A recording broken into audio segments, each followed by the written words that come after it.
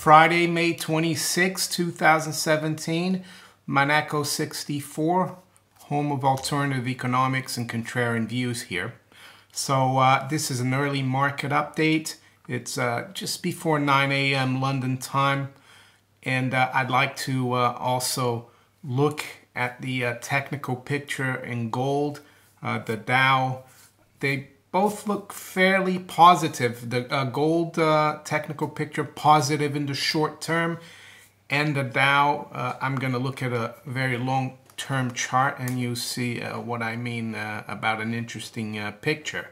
So as I speak right now, spot gold is $12.62, up $6.50, so doing well this morning gold. We got up to a high of $12.64.30. That 1265 level is still key resistance. The Dow Jones future is fairly quiet, 21,081, up 4.5 points. We have been down to 21,050. Silver 1725, up 10. The high's been 1730, and it's almost like these bullion banks know all the levels. The high's been 1730. I spoke yesterday that 1731 is the key level. So they're watching it. Currencies, yeah, the dollar is stronger against the pound. The pound's down 0.5% at 128.81, or down 60 pips.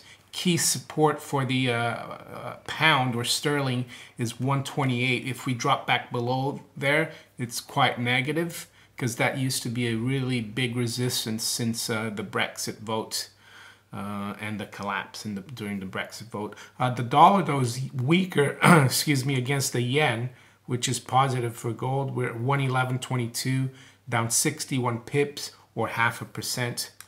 Euro steady, up just 10 pips at 112.20.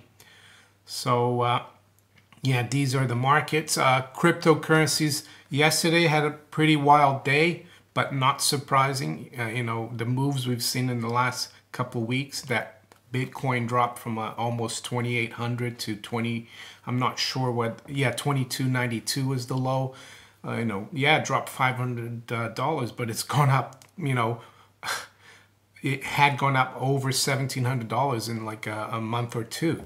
So right now, though, Bitcoin 2473. So recovered. Ethereum 186.10.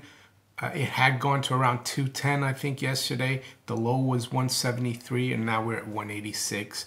So expect the markets to keep doing this in the crypto space. A lot of volatility. Let's have a look at Steam. Steam doing well as well. It got down to 107, and it's now at 125.20.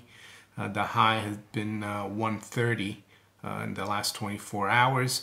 Now I want to look at the technical picture, and we'll start with gold, because I just noticed something interesting evolving or developing in the gold technical picture. This is a daily chart here.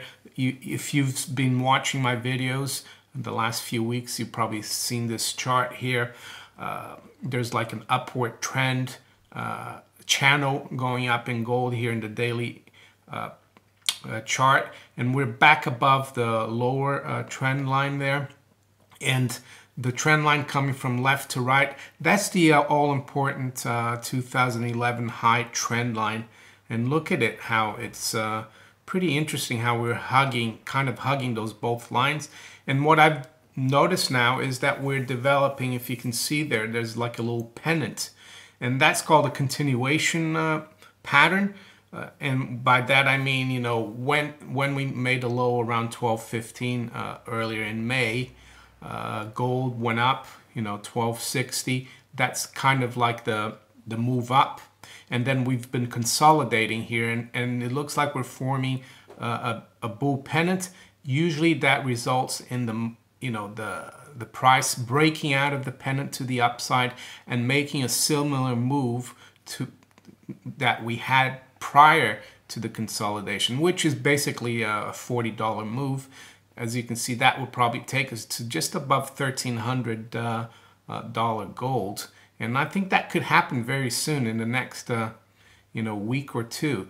And that would also take us to a new high for the year. The high earlier this year was around 1295. So very interesting there in the short term.